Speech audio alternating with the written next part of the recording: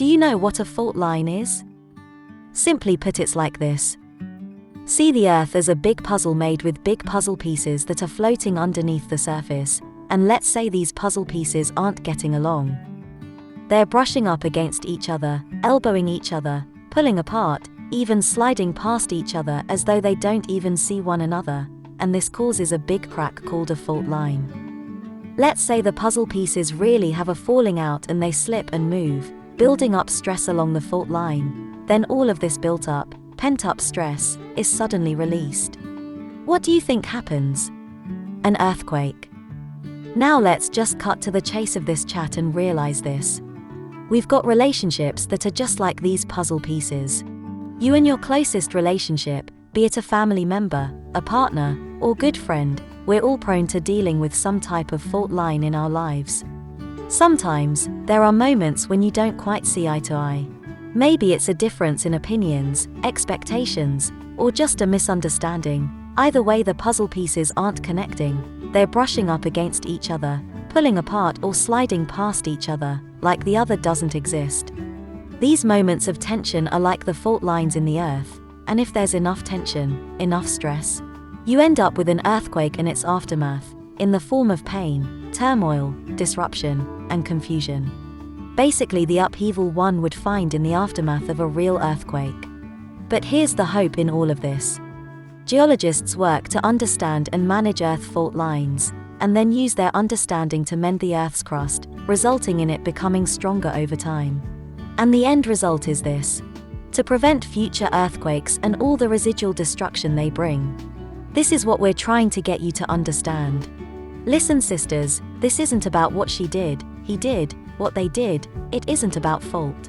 And please understand, we're not trying to minimize what's occurred, because it was, and is real.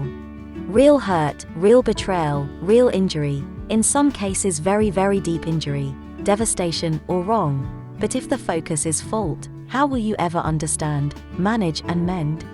How will you ever be free? We're afraid you won't be, and heaven forbid you stay the way you are, with all these disconnected puzzle pieces, just waiting for stress to build up, so you can explode like an earthquake, and have to wrestle with the aftermath of more pain, more turmoil, disruption, and confusion. So though we acknowledge there may be fault, or blame you want to put on yourself, or the other person or others, and we acknowledge that the fault can be completely justified, we further acknowledge that healing isn't about fault. It doesn't come with simply acknowledging or pointing out fault, does it? Dear ones, healing is about freedom. And it's about life and survival. You see, geologists try to understand and manage faults, and then they use this understanding to mend or fix the Earth's crust, making it stronger.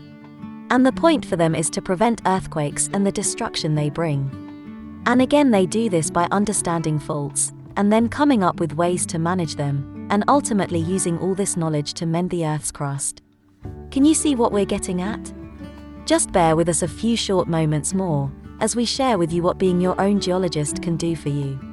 Imagine that you and your younger sister are going at it, pushing against each other, and pushing, and pushing. Well, eventually, one of you is going to bend or crack, whichever of you feels the pressure the greatest. Our fault lines can develop slowly, over a long period of time due to stress. It's not always a sudden thing. Think of it like a friendship where small disagreements or unspoken feelings build up gradually. If not addressed, these buried feelings can eventually become noticeable issues.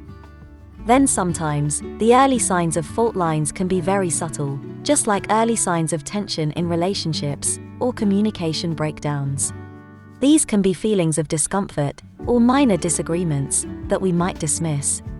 It's a bit like a person who starts feeling uneasy in a friendship but thinks it's just a passing phase, and doesn't realize it's the beginning of a deeper issue. Similarly, relationship or communication fault lines might not be initially seen, but they can have a significant emotional impact when they do become noticeable. Like when a minor misunderstanding between friends grows into a bigger problem, causing emotional distress, arguments, and distance. So what do?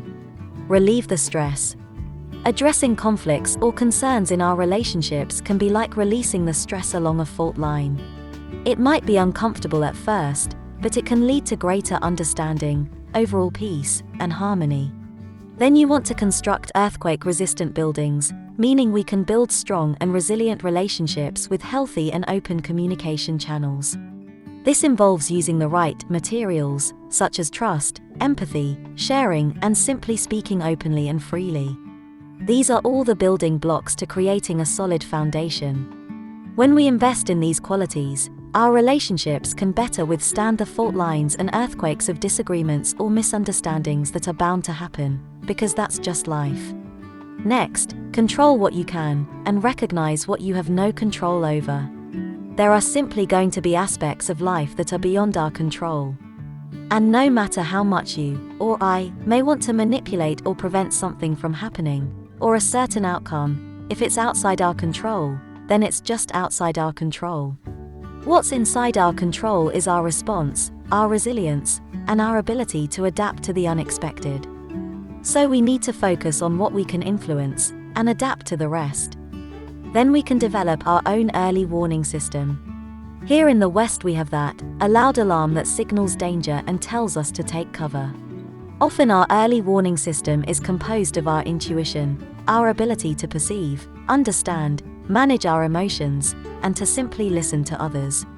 In life, we can attune ourselves to subtle signs and cues in our relationships and communications with others. Intuitively, we can pick up subtle signals or clues that something might be amiss or off, and by paying attention, we can take steps to prevent misunderstandings and conflicts, allowing us to address issues proactively, before they escalate. Lastly, we can be prepared. In the way communities prepare for earthquakes with emergency response plans, we can prepare ourselves mentally and emotionally to respond effectively to life's challenges.